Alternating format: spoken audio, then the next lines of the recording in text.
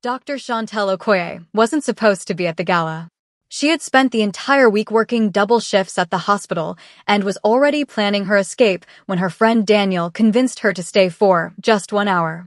Across the room, Sio Nari watched her. For weeks, she'd been hearing about the woman who had somehow captured her brother's attention. Tonight, she finally saw her. Nari picked up a glass of wine and started walking. Slowly, deliberately. When she reached Chantel, she crashed into her shoulder hard enough to send red wine splashing down the front of Chantel's cream-colored dress. "Oops," Nari said. "I didn't see you." The conversations around them began to fade. People were already watching. Chantel looked down at the stain, then back up. "You saw me." Nari smiled. "Excuse me, you walked across the room to do that. Do you know who you're talking to?" "No," Chantel said. "And right now, I don't care." She reached out, took a fresh glass of wine from a passing waiter's tray, and poured it straight down the front of Nari's white designer gown. Gasps erupted around them. Nari stared at her in disbelief. Then her face twisted with fury. "Are you insane? Do you understand what this dress cost? Less than my dignity, I'm guessing." "Fix this mess," Nari snapped, stepping closer. Or what?" The voice cut through the ballroom. Every head turned. Seo Jaehyun was already walking toward them. Nari immediately pointed at Chantel. "She attacked me. I was just standing here and she threw wine on me." Jaehyun didn't answer. His eyes moved from the stains on both dresses to the half-empty tray beside the waiter and finally to Chantel's face. She looked irritated. Not guilty. Not afraid. Just irritated. "Jaehyun, are you even listening?" Nari demanded. Then she grabbed Chantel's wrist. "This woman needs to apologize right now." Chantel looked down at the hand. "Then back up. Take your hand off me." Nari tightened her grip. Chantel's expression hardened. "You have 3 seconds." A few people nearest to them instinctively stepped back. Something in her voice made them believe she meant it. "Nari," Jaehyun said. "Let her go." Nari ignored him. Her fingers tightened again. That was when Jaehyun moved. Fast. Controlled. His hand connected with her cheek before anyone in the room could process what was happening. The slap echoed across the ballroom. Nari stumbled backward, clutching her face. The room went completely silent. If someone publicly humiliated you like this, would you stay calm like Chantel, or react immediately? Like this video, and if you're new to the channel, subscribe because what happened after this moment shocked everyone in that room. 6 weeks earlier, none of this would have made sense to anyone watching that scene unfold. Chantel Okoye was simply a 29-year-old internal medicine physician with a packed schedule and very little patience for anything unrelated to her patients.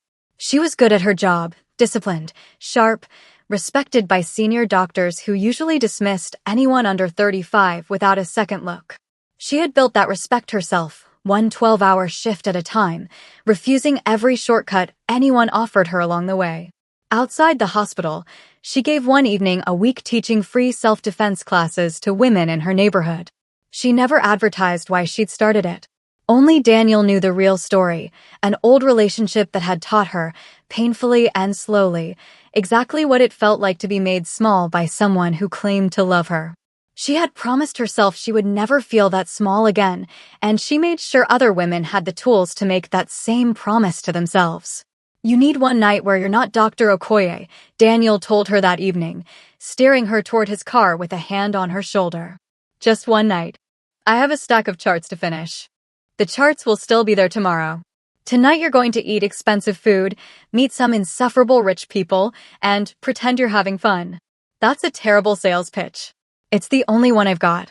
The dinner turned out smaller than she expected, a private gathering of investors and entrepreneurs in the back room of a restaurant Daniel had clearly visited before.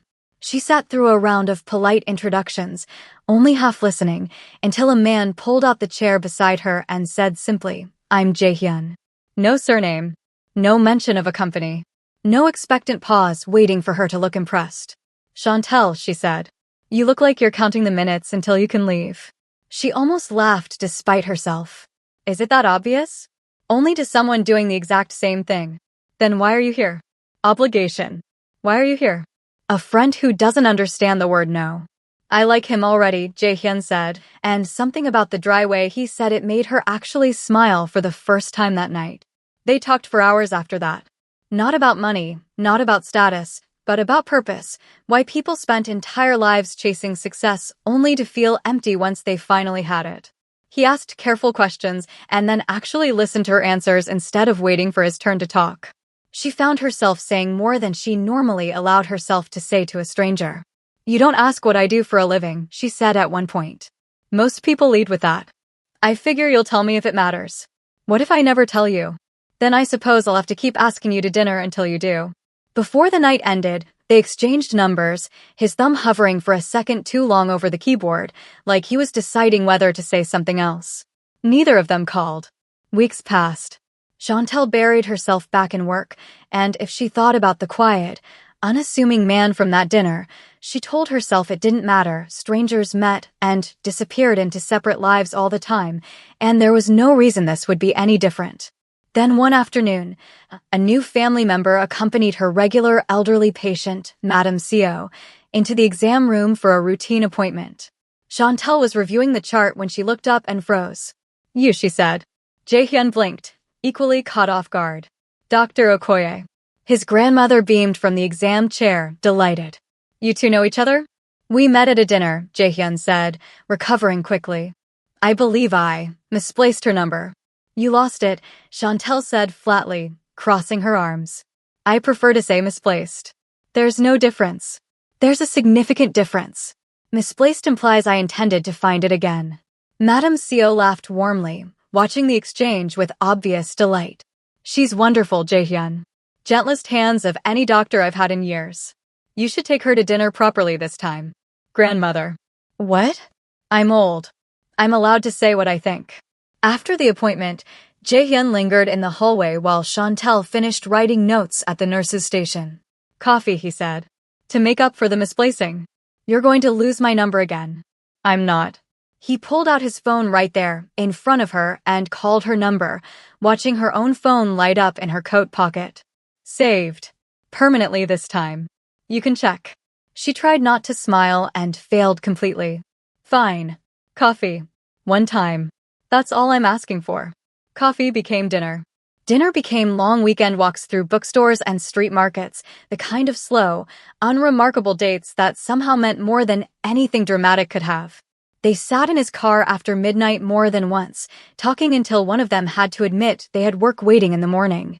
"Tell me something you've never told anyone," she said one of those nights, her seat reclined slightly, watching the streetlights blur through the windshield. "That's a big ask for someone who still doesn't know what I do for a living. You don't have to tell me that. I'm asking for something else." He was quiet for a moment. "I used to want to be a teacher. Before all of this. I liked the idea of explaining something until it finally clicked for someone. What happened? Life happened. Responsibility happened." He glanced at her. "Your turn." "I'm afraid of becoming someone who can't feel things anymore. I see so much loss at the hospital that some days I worry I'm running out of room to actually feel it." "You don't seem like someone running out of room. Give me time." She noticed things along the way, the kind of small details that didn't add up to an ordinary businessman. A restaurant owner who refused to let Jaehyun pay no matter how firmly he insisted. Strangers on the street who lowered their eyes and stepped aside the moment he passed. One night, walking toward a restaurant, a group of heavily built men cleared the doorway in unison the second they noticed him, murmuring something respectful under their breath. She noticed. She filed it away. She didn't ask.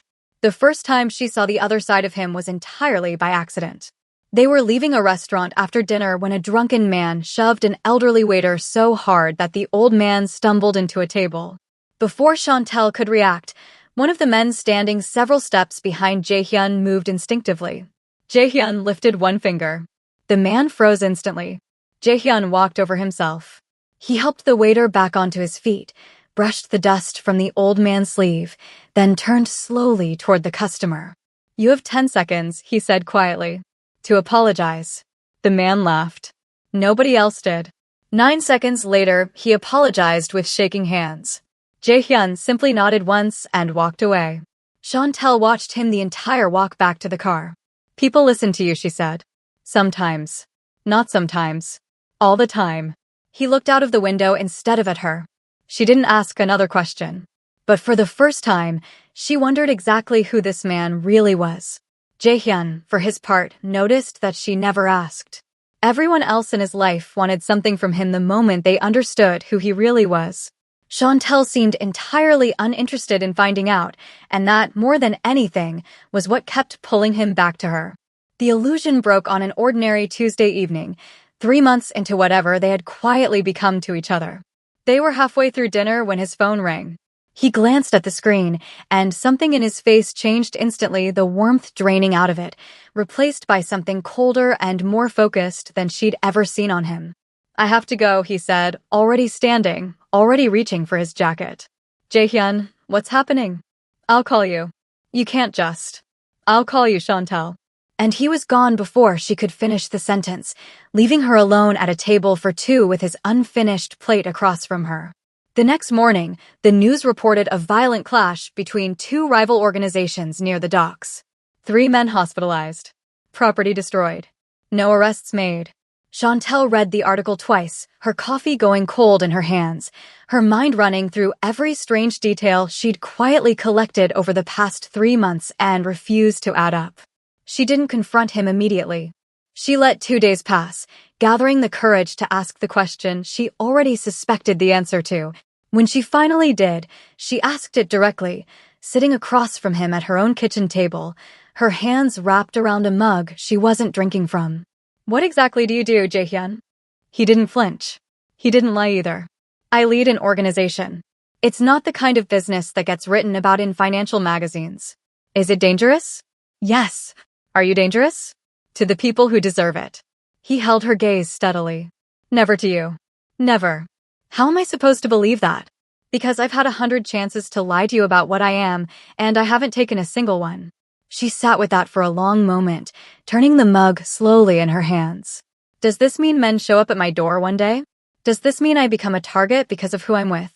"I would never let that happen." "You can't promise that." "Nobody can promise that." "I know." He reached across the table, not quite touching her hand, waiting to see if she'd pull away. "I know I can't promise the world will be safe. I can only promise I'll spend every day trying to make it safe for you." She didn't pull her hand back. But she also didn't have an answer for the question that had been building in her chest since the article that morning. "Can someone like you ever truly have a peaceful life?" she asked quietly. He didn't have an answer either. Neither of them did. But neither of them left the table that night. Meeting his family came faster than she expected, only a few weeks later. His grandmother adored her instantly, holding both her hands and declaring her the gentlest soul in Seoul before they'd even sat down to dinner. His younger brother, Min-jae, teased her within the first 10 minutes like they'd known each other for years, stealing food off her plate and laughing when she swatted his hand away. "He likes you," Jae-hyun murmured, leaning close. "That's actually rare." "Lucky me." "It is, actually. He doesn't waste effort on people he doesn't think will stick around." Nari was different. Polite. Almost too polite. She smiled at the right moments and said all the right things, complimented Chantel's dress, asked about her work with genuine-sounding interest. But her eyes followed Chantel around the room all evening, cataloging every small interaction between her brother and this stranger like she was building a case file. After dinner, while Chantel helped clear plates despite grandmother's protests, Nari pulled Jae-hyun aside in the hallway. "Is this serious?" she asked. "Yes." "You've known her for what, 2 months?" 3. "And you're certain?" "I'm certain." That single word unsettled her more than any explanation could have. She watched her brother walk back into the dining room, watched the way his whole posture softened around this woman, and felt something tighten in her chest that she couldn't immediately name. Days later, Han Ji-eun returned to the city. She hadn't been invited back. No one had called her. She came because rumors traveled fast in circles like theirs, and the rumor that reached her was simple. Jae-hyun had moved on, and he seemed happy about it. She found Nari first, knowing exactly which insecurities to press, arranging a casual lunch like old friends catching up. "I just worry about him," Ji-eun said over tea, her voice soft and full of practiced concern. A woman appears out of nowhere, and suddenly everyone's supposed to trust her completely? It seems fast, doesn't it? She seems genuine, Nari said carefully, though the words felt less certain coming out than they had a week earlier. They always seem genuine in the beginning. Ji-yoon's smile didn't quite reach her eyes. I just don't want to see your brother get hurt the way he was before. What do you mean before? Nothing. Forget I said anything. She let the silence sit just long enough to be unbearable. I just don't want history repeating itself, that's all. I care about this family, even after everything. Meeting after meeting, lunch after lunch, the seeds took root. Nari started watching Chantel with new suspicion, reinterpreting every kind gesture as calculation, every easy laugh as performance.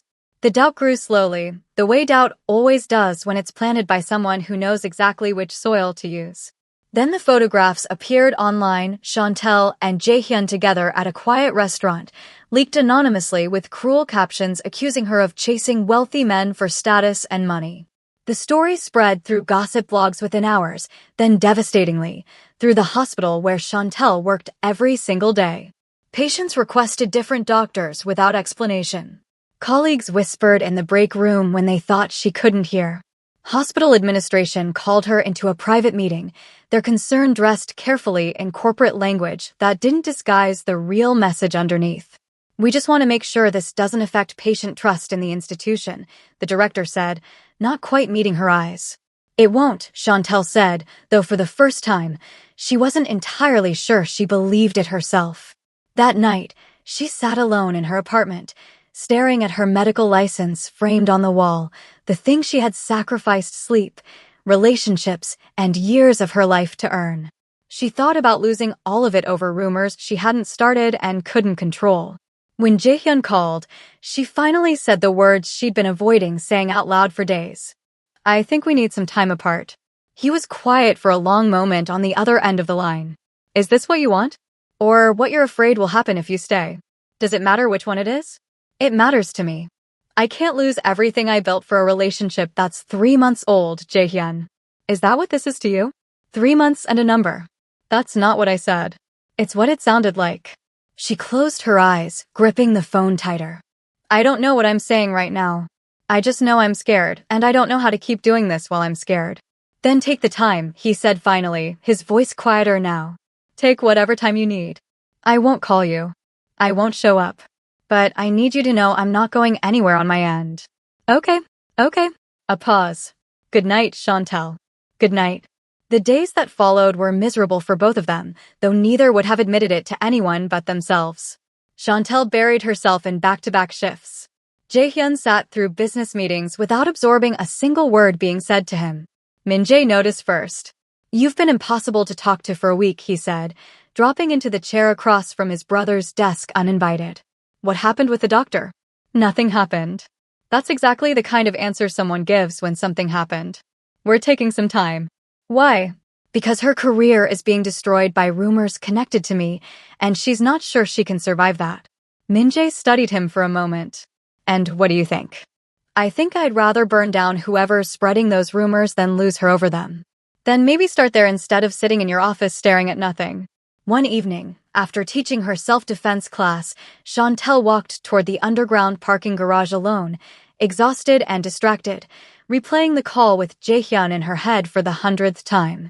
She didn't notice Ji-yoon stepping out from behind a concrete pillar until it was too late to avoid her. You think you've won, Ji-yoon said, her voice shaking with something between desperation and rage. You think you can just walk into his life and take everything I built for myself? I don't know what you're talking about. Don't lie to me. Ji-yoon's composure cracked entirely, her hands trembling at her sides. I gave that family everything. I gave him everything. And you just appear, with your perfect little hospital job and your perfect little smile, and take it all without even trying. I never took anything from you. Whatever happened between you and Jaehyun happened before I existed in his life. You don't get to say his name like you know him. I do know him. Better than you think. Ji-yoon lunged forward and grabbed Chantel's arm, her nails digging in. Apologize. Tell me you'll leave him alone. Let go of me. Apologize. Another woman emerged from the shadows nearby, a friend of Ji-yoon's who had followed along, believing they were simply going to scare this stranger into backing off quietly. She grabbed Chantel's other arm, pinning her between them. What neither of them expected was that Chantel had spent years teaching women exactly how to handle being grabbed by someone bigger, or in this case, by two people at once. The fight lasted less than 30 seconds. Chantel broke Jiun's grip with a sharp twist of her wrist, stepped into the second woman's space before she could react, and had both of them disoriented and stumbling within moments. She never threw a punch that wasn't necessary. She never lost control of her breathing or her balance. "Stay down," Chantel said, her voice steady despite her racing heart, standing over both women now sprawled across the concrete. "I'm not the one who started this, and I'm not going to be the one who finishes it badly." The garage's security cameras captured every second of it. Police arrived within minutes. Jiun left in handcuffs, sobbing, humiliated in front of the small crowd that had gathered near the garage entrance. Chantel, shaking slightly now that the adrenaline was fading from her system, declined to press charges when the officer asked. "I just want to go home," she told him.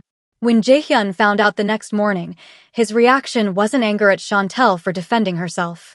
It was something heavier, something that sat in his chest like a stone. "Why didn't you call me?" he asked, standing in her doorway, his voice unusually unsteady. "Because it wasn't your problem to fix. Chantel, every time you protect me from your problems, you take away my chance to protect you too. Do you understand what that feels like, finding out after the fact that you were attacked and handled it completely alone? I didn't want to be one more burden on you while you were already dealing with everything else. You're not a burden. You've never been a burden. You're the only thing in my life that's never asked me for anything, and somehow that makes me want to give you everything." She felt something in her chest give way at those words, the careful wall she'd built over the past week finally cracking. "I was so scared, Jaehyun. Not of her. Of losing everything I worked for. Of losing you. Of not knowing how to hold both at the same time. You don't have to choose between them. I refuse to let you choose." "I love you," she whispered, the words slipping out before she could stop them. "I've loved you for weeks and I was too scared to say it. I love you too." He pulled her into him, his hand cradling the back of her head. "I have for longer than I probably should admit." That night marked the end of their separation and the beginning of something neither of them was willing to lose again, which made the gala, weeks later, all the more painful when it finally arrived. Because by the time the gala came around, Nari had spent months absorbing Jiun's careful poison, lunch by lunch, doubt by doubt. Despite the arrest, despite the obvious instability Jiun had shown that night in the garage, Nari's mind had already built a narrative where Chantel was somehow responsible for all the chaos surrounding her brother's life. So when she saw Chantel standing alone at the gala in that cream-colored dress, looking far too comfortable in a room Nari felt she didn't belong in, all that resentment finally erupted at once. The wine, the retaliation, the slap that echoed through the ballroom and silenced every conversation in the building. This time, watching it unfold from the outside, those who knew the full story understood the weight behind every motion. Nari's misplaced fury built on months of manipulation, Jaehyun's exhausted protectiveness finally breaking. Chantel's quiet refusal to be diminished by anyone, even the family she desperately wanted to love her back. Driving home that night, the silence in the car was heavy enough to feel. "Tell me what actually happened in that parking garage," Jaehyun finally said, his eyes fixed on the road. "All of it. Not the shortened version you gave the police that night." Chantel told him everything again, slower this time, Jiun's accusations, the second woman who joined in, the fight, the things Jiun had screamed about giving everything to his family. Jaehyun's jaw tightened, his hands flexing against the steering wheel. "She said that? About giving everything?" "Yes. Why does that matter?" He didn't answer right away, his mind working through something she couldn't see. The next morning, he requested a private meeting with Jiun, who was still dealing with the legal fallout from her arrest.